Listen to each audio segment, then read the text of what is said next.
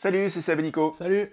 Aujourd'hui, on va vous expliquer les règles de Ramen Ramen, un petit jeu de Brendan Hansen illustré par Evin Kwan pour 1 à 4 joueurs à partir de 8 ans, des parties assez rapides de environ 30 minutes.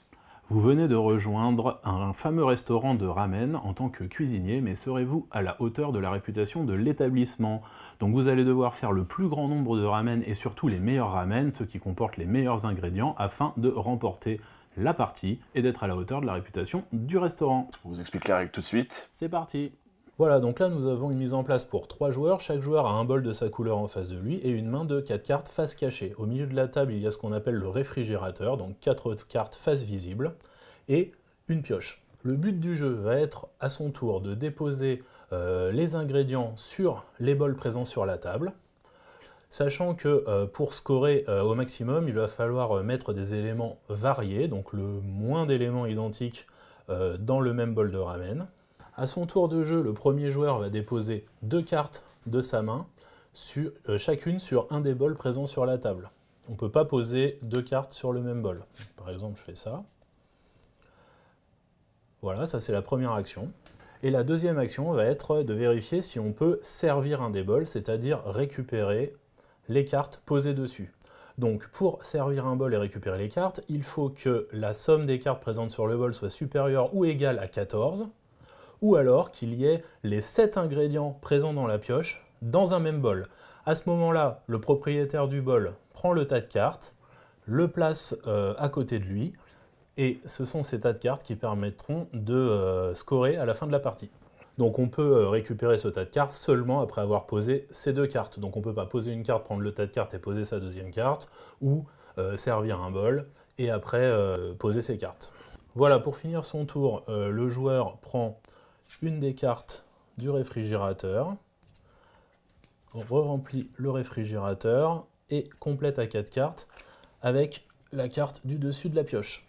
Voilà, la partie se poursuit ainsi dans le sens horaire jusqu'à ce qu'il n'y ait plus de cartes en main, auquel cas on oublie les bols en cours avec les cartes dessus et chacun va pouvoir compter ses points avec les bols qu'il a récupérés à côté de lui. Voilà, donc fin de partie, les joueurs n'ont plus de cartes en main, les ramen en cours sont oubliés, on va pouvoir compter les points en fonction des ramen récupérés par chacun des joueurs.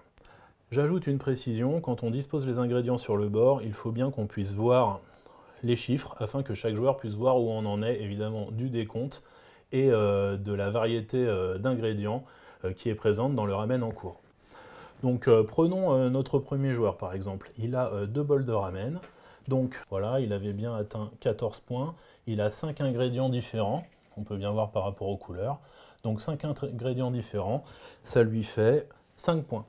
Ici, il a 1, 2, 3, 4, 5, 6, il a bien les 7 ingrédients, donc là ça lui fait 10 points. Donc voilà, en fonction du nombre d'ingrédients, les points dans votre ramen vont varier de 0 si tous les ingrédients sont identiques, à 10 si vous avez les 7 ingrédients présents dans le jeu au sein du même ramen.